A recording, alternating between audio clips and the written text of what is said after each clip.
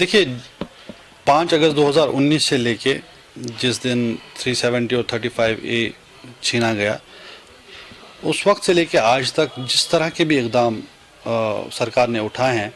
ان میں کہیں نہ کہیں یہ جھلکتا ہے کہ جموں کشمیر کے عوام ڈس امپاور ہو رہی ہیں، ایک کے بعد دوسرے جو مووز ہو رہے ہیں، چاہے وہ ڈومیسائل کا ایشو ہو، چاہے وہ ہماری جو ریسورسز ہیں ان کی ٹینڈرنگ کا مسئلہ ہو، چاہے وہ ریسنٹ ہمارے جو امپلائیز ہیں جو نئے ریکروٹس ہوں گے ان کی اسکروٹنی کس طرح سے ہوگی، ان کے کریڈنشلز کی، جس سے پورے جموں کشمیر کے عوام کو آلموسٹ مشکوک بنا دیا گیا ہے، جو ریسنٹ ابھی دربار منہ کا معاملہ ہے۔ تو ان ساری چیزوں کو اگر آپ دیکھتے ہیں تو جتنے اقدام اٹھائے گئے ہیں وہ سب ان میں جھلک رہا ہے کہ جموں کشمیر کے عوام ڈس امپاور ہو رہے ہیں۔ تو یہ جو ڈیلیمیٹیشن کا پروسیس ہے اس کو بھی اسی طرح سے لوگ دیکھ رہے ہیں۔ ایک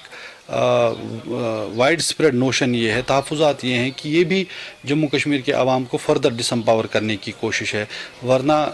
جب کہ پورے ملک میں 2026 تک ڈیلیمیٹیشن فی الحال بند ہے، جموں کشمیر میں ایسا کیوں کیا جا رہا ہے کہ کون سی ایمرجنسی کریٹ ہو گئی کہ نہیں جی ابھی کرنا ہے اور اسی ماحول میں کرنا ہے۔ تو یہ سارے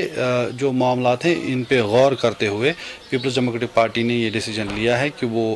اس پروسیس کا حصہ نہیں بنے گی، اور خاص طور سے چونکہ جو 370 ہے 35A ہے اس کا جو ایبروگیشن کا طریقہ ہے اس کی لیگیلٹی اور کانسٹیٹیوشنلٹی پہ ہی سوالیہ نشان ہے، اور چونکہ یہ بھی اسی ری آرگنائزیشن کا ایکٹ کا ایک بائی پروڈکٹ ہے تو آف کورس اس پہ بھی وہ سوالیہ نشان لگ جاتا ہے۔ تو ان ساری چیزوں کو مد نظر رکھتے ہوئے عوام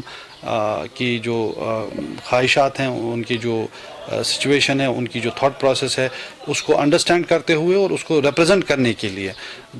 PDP نے یہ ڈیسائیڈ کیا ہے کہ اس پروسیس سے ہم دور رہیں گے، کیونکہ جو ہمارے جموں کشمیر کے عوام کے انٹرسٹ ہیں اس کی پوری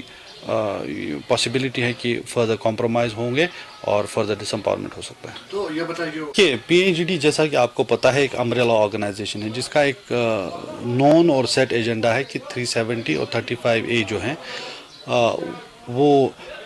اس کو ریسٹور کرنے کے لیے جو جدوجہد ہے جموں کشمیر کے عوام کی طرف سے یہاں کی جو سیاسی قیادت ہے وہ کرے گی اس امبریلا آرگنائزیشن کے تحت۔ اس کے علاوہ جتنے باقی سارے معاملے ہیں تو اس میں جتنی بھی کانسٹیٹیوئنٹس پارٹیز ہیں وہ اپنا فیصلہ خود لینے کی مجاز ہیں، اور مجھے لگتا ہے اس بار اس مسئلے میں بھی وہی ہوا ہے۔